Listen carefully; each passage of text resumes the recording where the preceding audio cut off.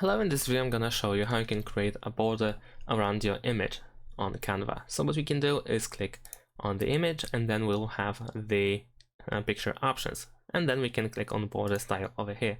Here we can create a simple border by moving the border weight and the corner rounding values like so, and of course we can also change the shape of the border. However, we can also go to elements and then we can scroll down to find frames over here.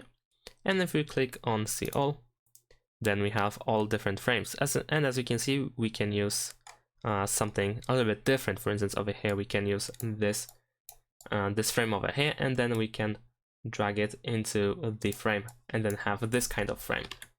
There are many different frames. We can also type border as an example. And here, as you can see, we have many different borders. Let's say we can use even this one.